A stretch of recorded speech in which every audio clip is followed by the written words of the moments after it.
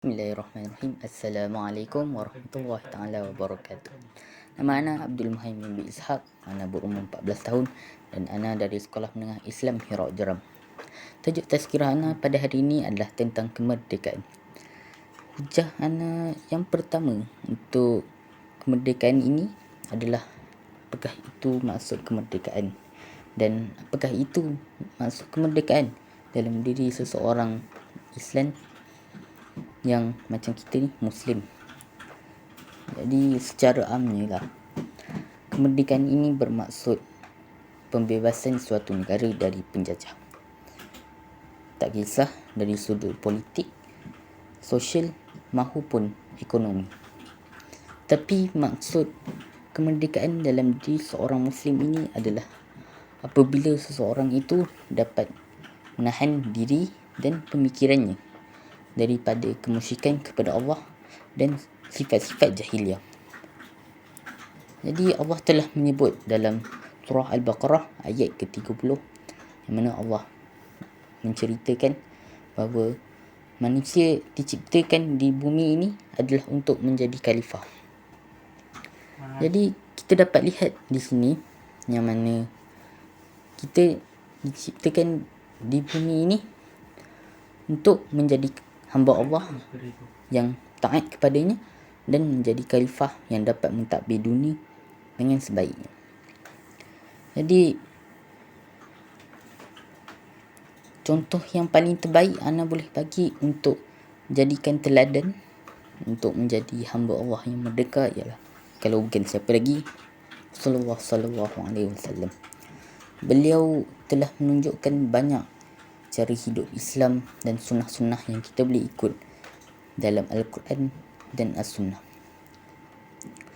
Hadirin yang dihormati Allah sekalian, di samping merdeka ini dapat membuat semangat patriotik kita lebih kuat, ia dapat membuatkan sifat perpaduan kita juga kuat. Kerana apa? Rasulullah sallallahu alaihi wasallam telah bersabda, sungguh wahai kaum manusia, sesungguhnya Tuhan kamu sama, bapa kamu sama, dan tiada kelebihan ke atas orang Arab, ke atas orang yang bukan Arab, dan tiada kelebihan ke atas orang bukan Arab dan ke atas orang Arab, dan tiada kelebihan ke atas orang hitam yang berkulit hitam ke atas orang yang berkulit merah, dan tiada kelebihan ke atas orang yang berkulit merah ke atas yang berkulit hitam, melainkan ketakwaannya kepada Allah Subhanahu Wa Taala.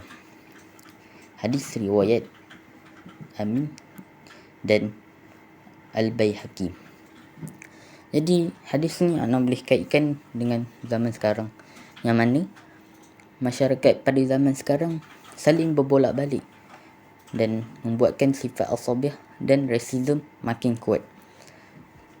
Jika dua sifat ini berluasa, sifat perpaduan kita makin roboh dan kita tidak dapat rasa kemanisan dalam menyambut kemerdekaan itu.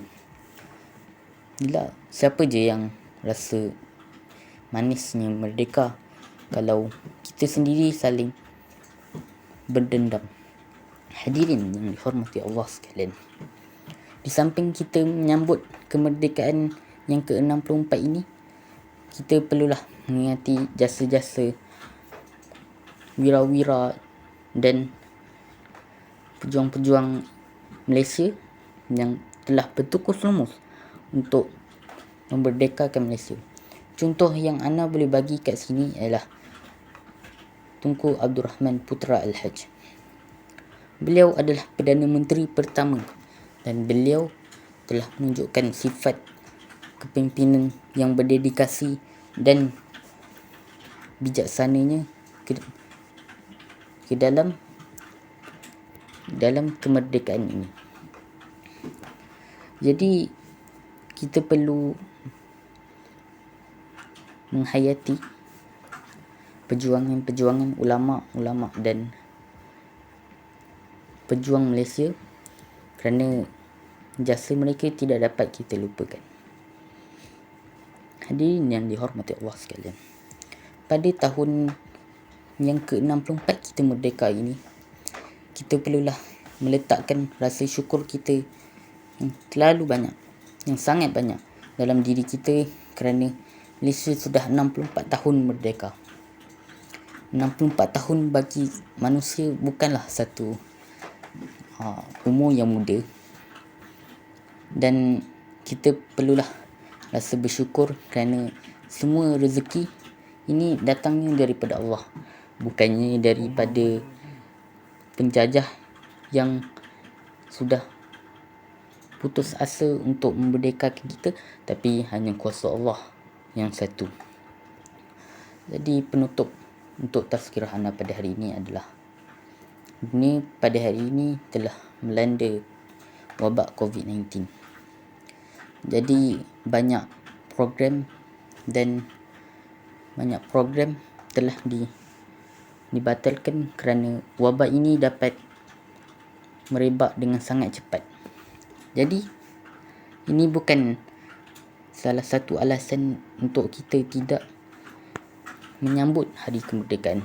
Kita boleh guna banyak alternatif lain seperti Google Meet dan media sosial yang banyak kegunaannya. Dan semoga kita di dalam naungan Allah Subhanahu Wa Taala, dan kita perlu saling hormat, menghormati dan saling mendekatkan dan selalu mendekatkan diri kepada Allah Subhanahu Wa Taala. Itu sahaja daripada ana untuk tazkirah ana pada hari ini. Sekian, wabillahi taufiq wal hidayah. Wassalamualaikum warahmatullahi wabarakatuh.